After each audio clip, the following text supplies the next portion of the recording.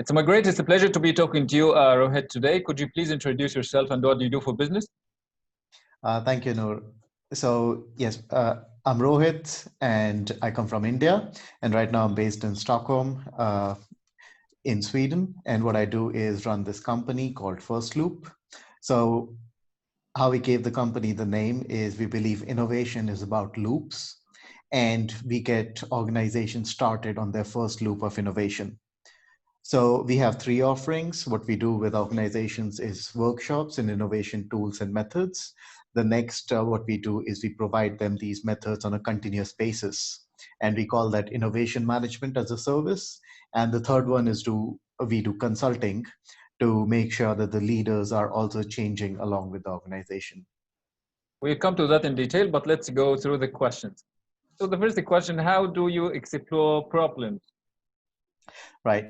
So it is a very interesting process that we came up for exploring problems, and we do weekly workshops which are open for the public, for the audience to come and attend and learn. And so the method we developed for exploring problems is there's 5 steps. So the first step is to just relax and take a breath, because sometimes problems can be very overwhelming to solve. So you just need to relax and calm down because most of the problems are solvable. And then the second way how to solve a problem is to define why do you need to solve it, or why is it important to solve a problem. Because once you define why it is important to solve a problem, you have enough motivation to go ahead and actually solve it. Okay. And then in the third step, we believe that how the problem appears, it actually is not. So there are there are deep root causes that are associated with the problem. So we use these basic tools, which is like 5 whys or a fishbone diagram, to explore what are the things that are causing the problem. And then the best way is to go to the root cause and convert it into a how might we question, which automatically puts your brain into action mode, into thinking solutions. And then is when you come up with ideas. Like Albert Einstein said that when he had a problem and he had an hour to solve it, he would spend 55 minutes on the problem and 5 minutes thinking about the solution. So we have a similar approach to that. So my first question is, like, you know the problem. Why do you want me to know, why do I want to solve the problem? Enough, I have a problem and then I need a solution. Exactly. So if you have a problem, you should know why do you need to solve it, so that you have the motivation to actually solve it and not give up on it. Because most of the times when we face a complex problem, we tend to procrastinate on it. So we are going to just keep it for later. We are like, yeah, maybe I should do it tomorrow morning when I'm fresh. Mm-hmm. Or you're like, yeah, maybe somebody else can solve it. Or you're like, yeah, maybe I should just give up. It's too tough for me to solve. So once you establish what's the main reasons you need to solve that problem, you now know that either you have to solve the problem or it is not important enough to solve the problem. And then based on that, you can take the decision whether to go ahead and put in the efforts or not put in the efforts. Fantastic. Then could you please explain more about your techniques? Right. So the main techniques that are involved are the root cause analysis, which is like going deeper into the problem to see if what we think is the problem, or is it something else that is causing the problem. So this started with machines and manufacturing plants. So when a gearbox breaks in a plant, people think it's the gearbox that's the problem. But maybe it's not the gearbox, but it is the amount of power that is coming to the gearbox that is the problem. So let's say your fridge in the house breaks and you're like, okay, the fridge is the problem and I need to change the fridge. And then the technician comes in and he tells you that it is not the fridge, but it is your power supply. Because you have power cuts 5 times in the day, your fridge is having to go through the fluctuations, which is causing your fridge to break. So if you hadn't called the technician, maybe you'd buy a new fridge, and in the next 2 years, your fridge would break again. But since you called a technician and they came and they tried to see what the root cause is, you realize that you need to get a new, maybe an inverter or a generator. So your fridge does not have to go through the ups and downs of power fluctuation. So that is like trying to get to the root cause of the problem. Yeah, the other technique? And the other technique, yes, is called the fishbone diagram. So what you do in this one is you try to break down the different things which might be causing this problem. So it is like if you see a fish, it has a lot of like bones that like come out of it. So the main line is your problem, and then all of these bones that come from the fish are the things causing this problem. So you try to address each of these bones individually instead of trying to address the whole problem together. And then it becomes less overwhelming and it's much easier to solve a problem. Yeah, great. Okay, so let me ask you a follow-up question here. Like, what did you learn about your customers who have been through this process? Right. So what I learned about my customers after I did the workshop once is if you go through this process just once to solve your problem, some of the customers, they actually could solve the problem that they were trying to do in the workshop. But for others, it was like, like, okay, I got a bit more insight into what my problem is, but I did not actually end up solving it. Or you may realize that the problem you're trying to solve is not the actual problem, or there could be more deeper root causes causing it, or that this is not your problem, but somebody else needs to solve the problem. So yes, some customers, they could solve their problems. Others got a little more clarity into how they can solve the problem, but did not end up solving it. And for them, what we say is you need to go back in the loop. So you need to then see what your solutions you came up with, and then go back to the problem and see, like, are you solving the problem with those solutions?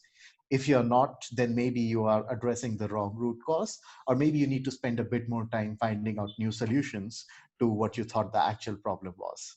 And so that also brings me why we call ourselves first loop. So we have loop in the name. So whatever process techniques that we use with our customers, it is all about doing it in cyclical processes. So you go in loops and you improve every time in the loop. How satisfied are the three different types of customers you just mentioned when they come to this realization? That is interesting.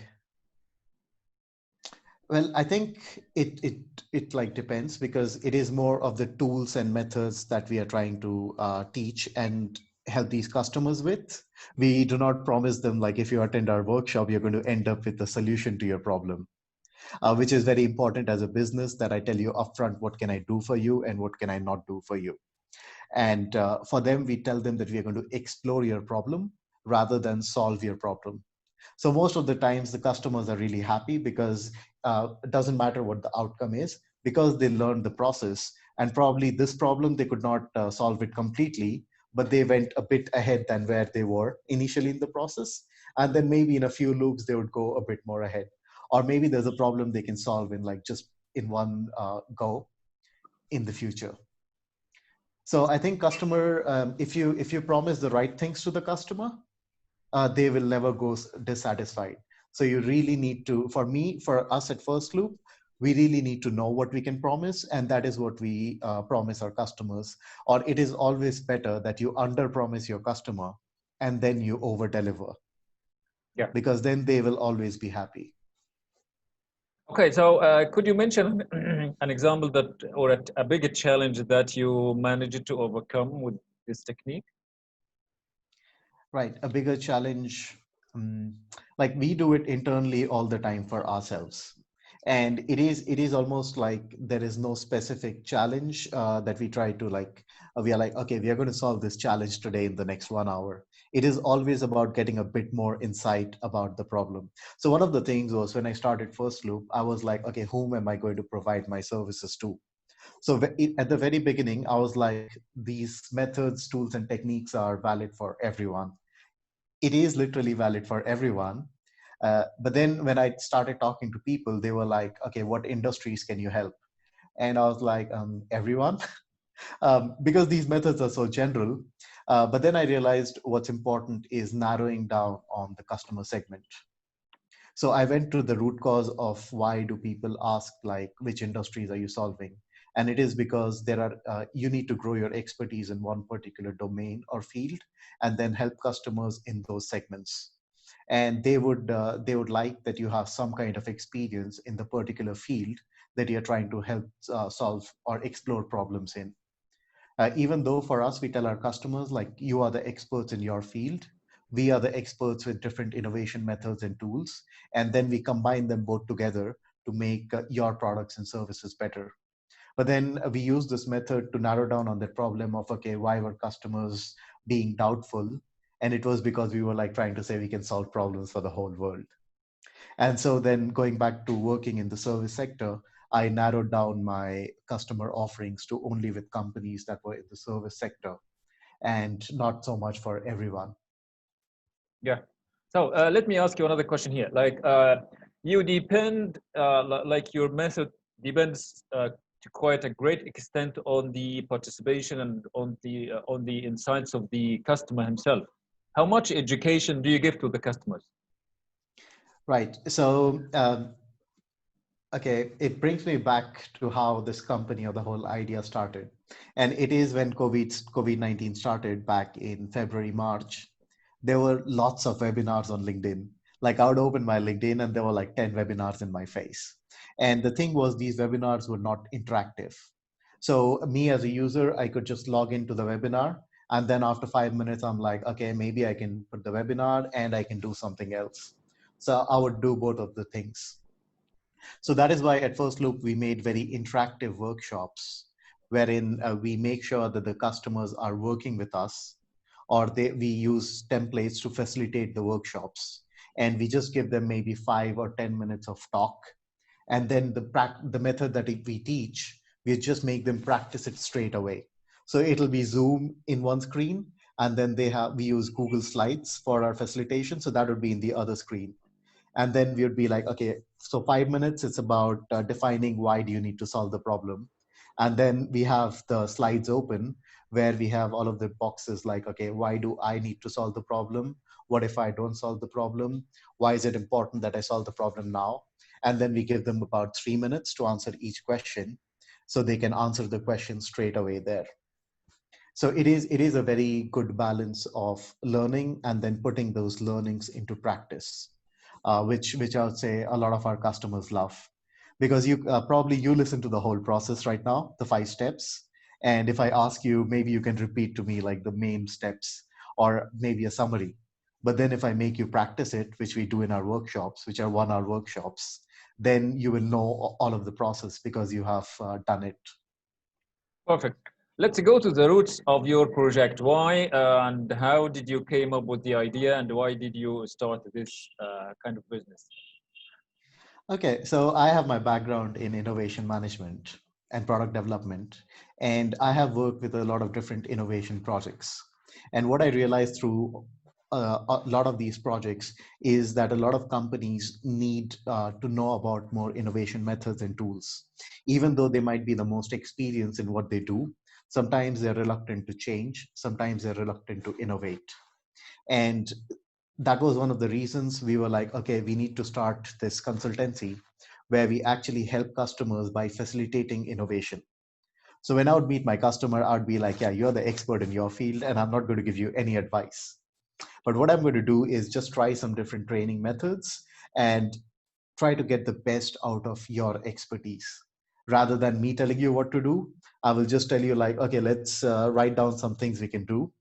And then you would tell me like, what are those things? So one of why we started doing it online was because there was COVID and you're not allowed to meet anyone or maybe like go out of the home. Though it was a lot more relaxed in Sweden, even though people would not be super happy to interact on a face-to-face basis.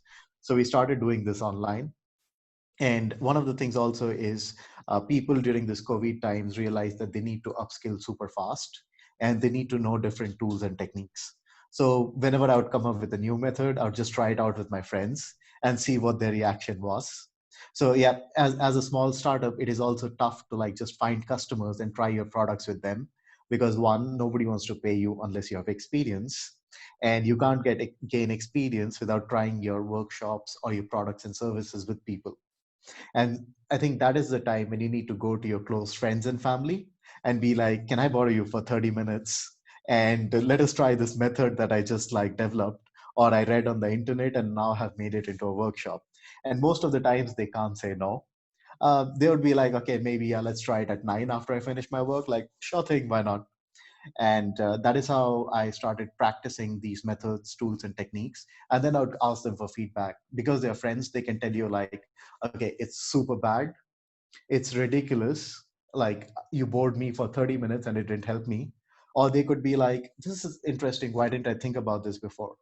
But then you get that honest feedback, which maybe somebody who doesn't know you wouldn't give you, because people try to be nice and they'll be like, yeah, it was fine. Yeah, maybe here you can do the small change. But when you do it with friends, they can be really brutal and they can tell you, like, okay, this part is ridiculous, remove it. This part, you need to do this. And then they can give you feedback on a personal level. Like, you need to stop being nervous, and you need to speak more clearly and articulate well what you're trying to do, or you gave too much time. So so this is all like a combination of like trying out different things and seeing which one works, which one doesn't work, that led us to create First Loop. And we say like innovation is about loops.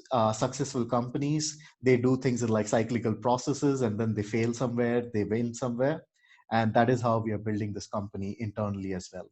So we preach what we practice. Perfect. How feasible or how successful would your business be in India? Hmm. That is like very interesting, because it is so much of a cultural question. In India, there are trainings like this, and a lot of new entrepreneurs that come up are using these tools and techniques. But it's also like a big chunk of the market in India does not want to experiment, because people tend to know a lot about what they're doing, and they take a lot of pride in saying that, okay, they know about things, and then they would just follow it. So I haven't tried this out with Indian customers yet, or friends in India. But then I've discussed with some of them, and some of them thought it was interesting, and some of them thought, yeah, but I do it on a regular basis. Probably they don't use the exact names of the tools and methods, but they do something similar when they're trying to do their business.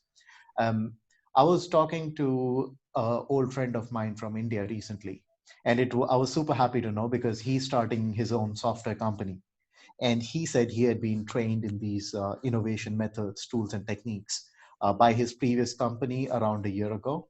And so we just had like a verbal discussion. And it is good to know there are lots of companies tackling the Indian market. But for us, we are mainly keeping to the European market for now. We have a few clients in the UK and the US, and that's about it. Perfect. Let's go to the next question. How do you avoid uncertainty? Right. So there is no way of actually avoiding uncertainty, because then I would be like a suit, um, like I could predict the future or something. But then what I do personally for myself to avoid uncertainty is find out a lot of things that might happen in the future. And for that, there is a very structured tool. It's called scenario planning, where you find out all the different uncertainties that might be in the future, and you define an action plan according to those uncertainties. So, one, if you know or if you plan the different uncertainties and you plan for those, you are better prepared. And that gives you a more like a sense of confidence. And then the second thing would be to gain experience in what you do in your specific field, in your specific industry. So that also boosts your confidence and makes you feel like, okay, I know a lot about the industry I'm in.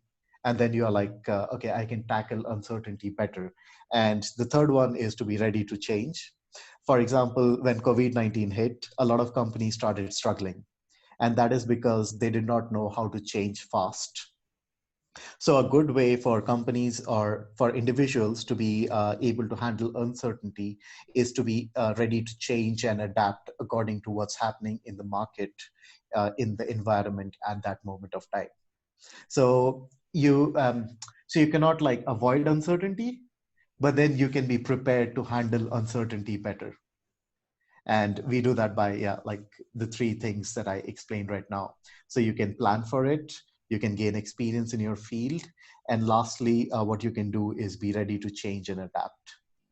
Let me ask you a question here. Like the world has been living freely outside, gathering for decades or for centuries, and then suddenly COVID came. And then you ask them to prepare, study, plan for something that rarely happens, and they spend money and dedicate some of their budget. Why would that be reasonable? Right.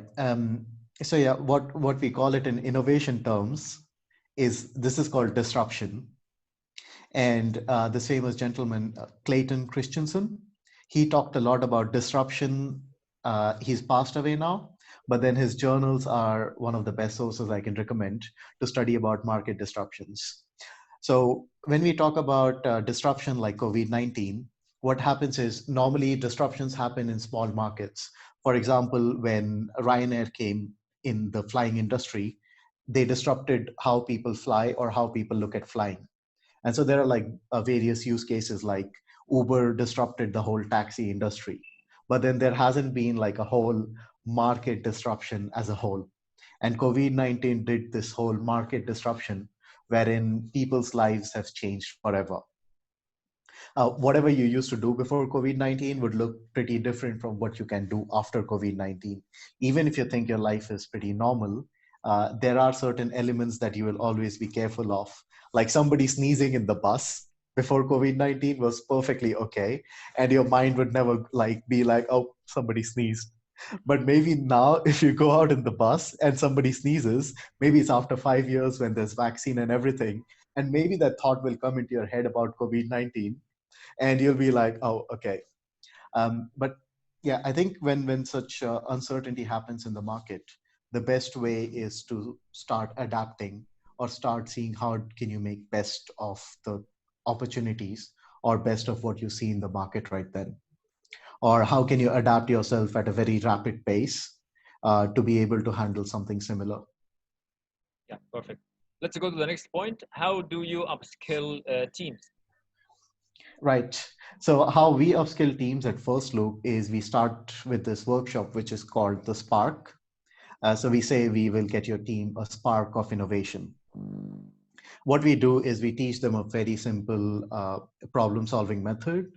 We make sure that they understand why focusing on the customer is important when you're trying to solve a problem, and why should you use structured approaches in your meetings or when you're trying to solve a problem, rather than just like getting everyone together in a room or online on Zoom and then everyone just saying their opinion. So that is the Spark workshop, which is like a 90-minute workshop, short, simple. We make sure there are fun elements and people enjoy it. So that's what we do. And then once they have done the Spark workshop, we move them to the Loop.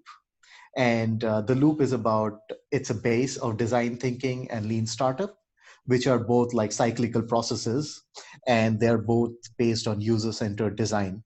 So design thinking was started by IDEO, which is one of the biggest companies in terms of product development today. And then there is the Lean Startup was written by Eric Ries. So these both go with the process of you have to understand who the user is, and you have to create various experiments, try them, see the results, and then based on those experiments, you can go ahead and improve your business or service. So this is what we try to inculcate in these mammoth organizations, which are like, okay, let's make a product. And then they build a product, spend $1 million on it, and then they go out to the market and they realize people don't need it. But then what we recommend is you should do user study, find out what your user specifically needs. And then based on that, you create a prototype, or as in the lean startup, it's called a minimum viable product, which is the simplest form of the product or service you're trying to create that you can test with the user. And then you go out and test it with one of your customers or one of your possible customers, and you see what kind of insights can you draw from it. So does the product or the service that you're trying to create actually solve the problem for this person? And then if the user tells you like, yes, it does solve it, you have to observe and see if it actually does. How do they behave? And then you ask them like if they are ready to pay for it. And then you do it with as many customers as possible to make sure that what you're creating is actually something that is needed by the market. And then you go ahead to either improve the product if people like it, or if people don't like it, then you go ahead and try to solve that problem, or like probably you haven't addressed the right problem, so you try to go back to the problem and create a new prototype to test with these people. So that is what we try to teach companies through the loop, to work in small experiments and then see if they fail or if they succeed, and then go ahead with that. saving them huge amounts of time, resources, by not just going out and launching big products. So after we do these two workshops, what we have is the innovation management as a service, which we call looped up. And then looped up is about maintaining this continuous flow of training. What happens today in corporate training is there are trainers that come in and then they deliver amazing training for a day. But then after 2 weeks, some of the training is lost. After a month, some more is lost. And maybe in 2 to 3 months, things are just back to normal as they used to be before the training happened. So we at First Loop want to make sure that we put this into the DNA of the company so that they continuously adapt and evolve rather than it being just one training. I have the customer's money and I run away with it. So it is like we want to make sure that the customers actually get enough value and that this becomes like the cyclical process of working, the loop process of working becomes something which is there in their DNA. So we have these three offerings. We have all of them. We have like the loop associated with it. So when we talk to customers, even if they don't buy anything from us or take our trainings, this word loop should stick to their mind, and they should start working in these loops to be able to like solve their own problems or make their products and services better. Yeah. So let's go into some details here. How do you build user personas?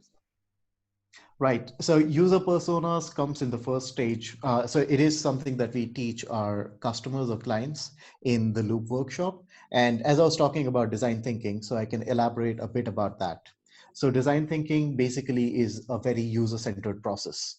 So if I'm trying to create a product for you, let's say you do interviews and I'm like, okay, so I need to see what problems do you face so I can solve a problem that you actually face, and I don't try to solve a problem that I think you face. And for that, you use user personas. So what you try to do is you try to collect as much data about the problem you're trying to solve and what kind of people you think might be facing that problem and data about them. So you go out and ask them like, oh, okay, are you facing this problem? Yes, no, why are you facing this problem? And then you try to define your exact user persona. So let's say when you're making these YouTube videos, you know your exact user whom you're trying to sell it to. Now what you do is you give them a fictional name and you make them an actual person. So let's say you call the person who's going to take your training as Sala.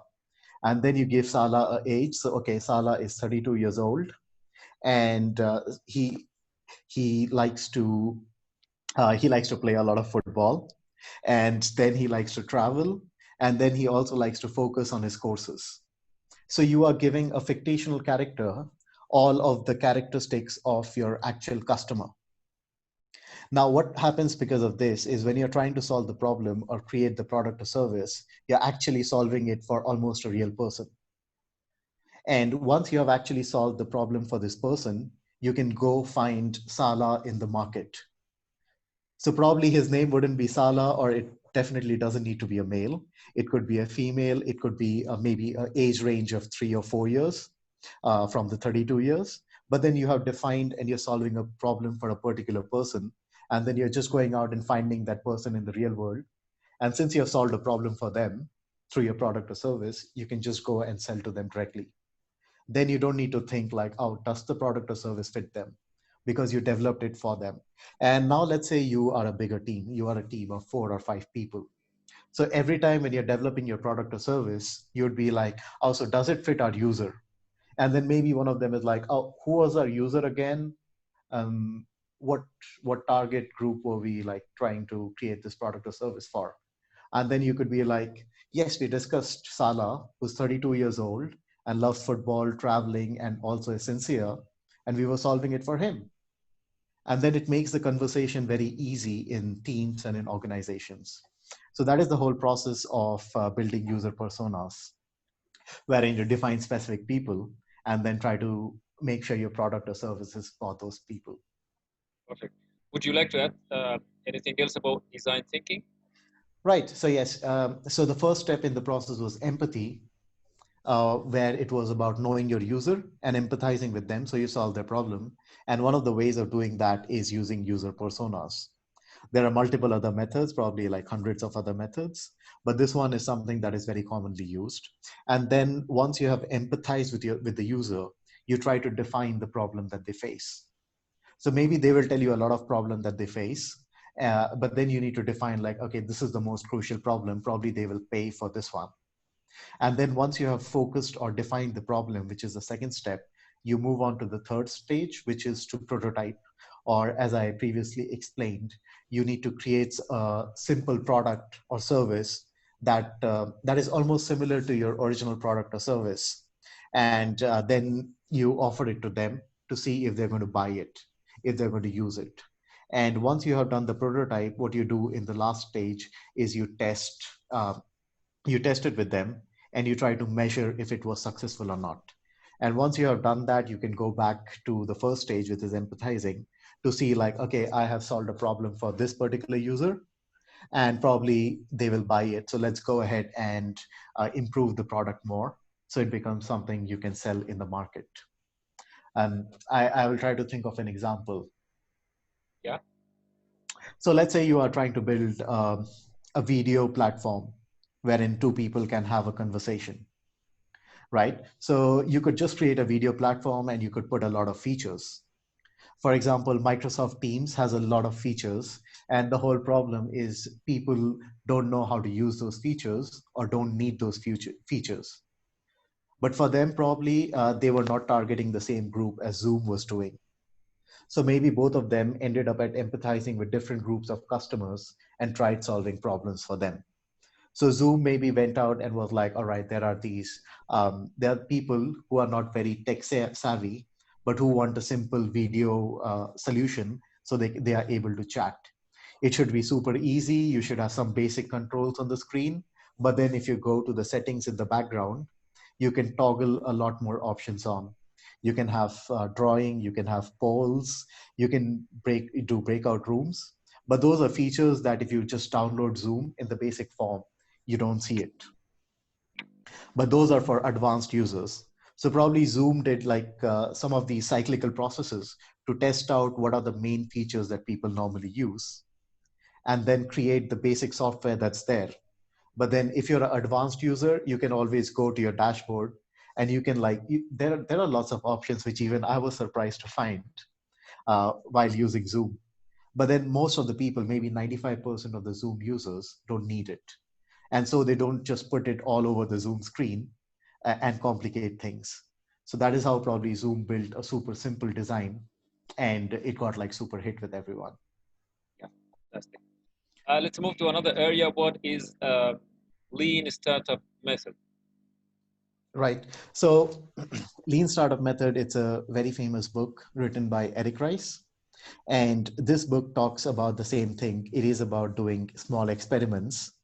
So the Lean Startup Method is more, I would say, like a next step to design thinking, even though it's the same principle. Because the Lean Startup Method says when you have found a user problem, what you have to do is it's it's build, measure, learn, and then you persevere or pivot.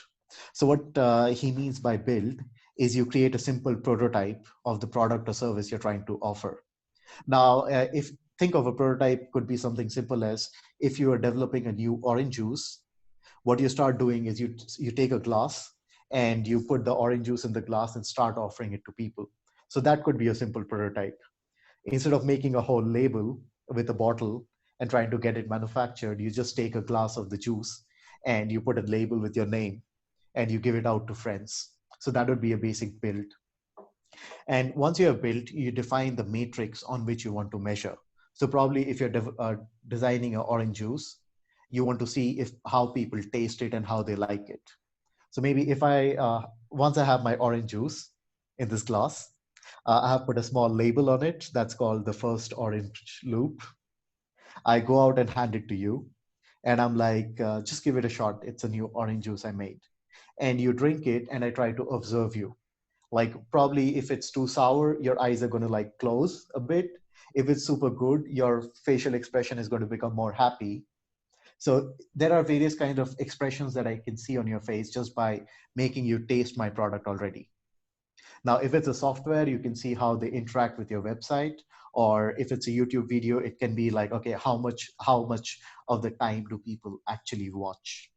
So do they go to the end, or do they just go for the first 30 seconds, or do they just open it and close it? So it is about not spending a lot of money and time and building a product which nobody wants. So once you have gone to the build and measure loop, what you do is you learn from the insights. So I try to see like how you reacted, what did you say? Probably if you're friends, you're going to say like, yeah, the juice is okay. But then when you like close your eyes and your facial expression became like a little uncomfortable, is when I would be like, all right, he's saying that he likes the juice. That's because he's my friend, but his facial expression was different. So if he goes to a supermarket and sees that, probably he's not going to buy it. So that is about learning, like getting those insights and being able to use it effectively. And probably if I do it with 50 people, I would know like how my juice is. Probably it does not fit you, but that's okay. But then somebody else likes it. And maybe 48 people liked it and 2 people did not like it. So I know now that if I want to sell this juice, probably people will buy it. It is like not everyone drinks Pepsi. Some people drink Coca-Cola, some people drink Fanta, and some people drink 7-Up. So you're not trying to target everyone, but you need to see like the people you're trying to target, does it fit you? And then you go to the last step, which is the persevere or pivot. And it's a simple meaning of those words. Persevere is if your customers liked what you created, like the small prototype, and they are going to pay for it. So you persevere on the same product or service and you improve it. And pivot is basically taking another way. So you realize that people did not like the juice, the taste of it. So maybe you need to pivot and you need to change the formula of the juice. Or it is just like it's a cold country, so people don't like juice in general. So maybe you should work on a hot beverage. So that's the lean startup loop. But then the lean startup loop, the design thinking, they are all about customer centricity. So you don't spend a lot of money and efforts on building something that people don't need. You just build a small part of it and you try it with people to see how it goes. Very inspiring. What is design? What are design sprints? Right. So design sprint is another method which goes with user centricity and user focus. But then design sprint is more well structured and defined. So it was created by this gentleman Jake Knapp, who was working in Google, and it was for some time also, or it is also referred to as the Google design sprints. So originally, how it was created, it was a 5-day process wherein the people creating the product or service locked themselves in a room without any distractions. And then they try to go through various steps of creating a product or service. So the whole point is if you try to go through the design thinking or lean startup process, you might end up spending months just trying to perfect your product. And design sprint says we are going to create a product or a service in the next 5 days. So everyone clears their schedule from 9 to 5, from Monday to Friday, and they start at the beginning of Monday with a problem, and at the end of Friday or on Friday they go out and test it with the customers. So it is the same principles of user centricity, but then the design sprint is about getting things done in a defined span of time. Yeah. Let's go to another area. How do you define the needs of structure innovation? Sorry, could you repeat again? How do you determine the needs for structure innovation? Right. I think it's a lot about asking questions. So if I were to find out what the needs of my customers were, I would just ask them a lot of questions.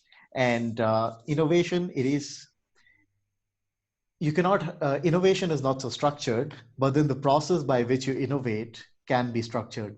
Like as I said before, innovation is about loops. So you have to go in these loops of like you can win, you can fail, you can just keep going in circles, but at some point you will end up innovating with your product or service. So when you start with innovation, it's called the fuzzy front end of innovation because it is not very well defined and it's a lot of loops there. But what organizations need is to have this mindset that they're going to innovate and they should give their employees the freedom to experiment and to use various user-centered methods to test out multiple ideas rather than just one idea. And in that way, they can structure their innovation processes a bit to make sure that the things that are created are actually implemented. So, okay, I'm going to contradict myself when I say like you can structure innovation, but then you're structuring the process and not so much the innovation. So what can happen is a company might be very innovative and they can come up with a lot of ideas. And then if they are not structured, those ideas could be lost because you could be in a meeting and then five people said five different ideas. What happens after you go out of the meeting is the question about structuring innovation. So there should be a structure or a process in place where if I come up with the idea working in a big organization, there is a place, probably a board, where I can write down my idea. And then my manager looks at all the different ideas and then they can assign some time for me to work on that idea. And then once I have tested out the idea, probably funds can be allocated or the resources can be allocated for me to test out my idea and see what's the customer or what's the market demand for it. So that is why there needs to be a structured process to allow companies to innovate. But then it is very tough to innovate with a definite structure. You have to go through the loops. You have to try different things. Failing is one of the most important things that a lot of people preach today, which is very true. Like you need to fail with your product. You need to take it out to the customer and ask them what it is, and that is how probably you can structure your processes and get the best out of your innovation practices. Very interesting. Okay, let's ask a more business-wise question. What are the qualities of a survivable startup? Okay, people think ideas are what create startups, which is true. Yes, you need to have a good idea, but probably the most important quality of a startup that's going to survive is the execution. You can have amazing ideas, and they will remain ideas forever unless you go ahead and execute it. And execution is the part where you have to put in the hard work, you have to put in the efforts, you have to have enough courage to go out and expose your product to the market. It can be really scary when you show your product to somebody and there can be thousands of thoughts in your mind, like, oh, I put like the last 5 years developing this, and now I'm going to show it to somebody. What are they going to say? So you need to have a lot of courage to be able to survive. You need to believe in yourself, first of all, because a lot of times the entrepreneur, what happens to me is I feel like, okay, is this going to work? What am I doing? Why am I doing this? Why would I leave my previous job, which was pretty okay? But then it is about being courageous. You have to find people in your near and dear ones who can support you, who can maybe remind you why you started this, and that you believe that you can do it and you can still do it. So those are, I think, the most important things. One of the good advice I got when I started this was, um, go to the people you know in the industry who might buy your product and service. Because initially, when you start a company, you don't have a lot of credibility, a lot of customers. But then if you go to the people who know you, then probably you'll find those first few customers that will give you the credibility to go to somebody who doesn't know you and be able to pitch your product or service to them. Yeah. So, but yes, the main quality is execution. And there's this like famous thing which always goes around, like, I have an amazing idea. And then you're like, what's your idea? And then like, I can't tell you about my idea because you're going to steal it. And that is very common in a lot of people. When I talk about my business, I just talk about everything about my business. And what I told you today may be like exactly what I'm doing in my business today. And then people are like, but you can't tell others what you're exactly doing. And I'm like, why not? They're like, they're going to steal your idea. And I'm like, okay, amazing. But then there's a thing, like, ideas are like babies. So everyone can have a baby, but how they bring it up is how the idea would become into a company. And then a lot of people don't. That is why today a lot of mindset is changing. People are like, okay, ideas are nothing. It is the execution. A lot of people do what I do right now, trying to promote innovation, tools, methods. Everybody has different innovation. Everybody has different execution process. And then if I go out and tell 100 people what I'm doing, and even if three of them start, some of them can be more successful than me. Some might be less successful. Some might just give up because it is about the execution and it is not so much about the idea. So yeah, if you want to build a survivable startup, uh, execute, work hard to make sure the execution takes place, believe in yourself, find people who are near and dear and who will always support you. And the third is go out to people you know in the industry to start selling your product and service because you need those early customers. And of course, as we say, you have to work in loops. So create, prototype, and be ready to fail. Once you fail, take those learnings and apply it back. Okay. Let's make the question quite wider.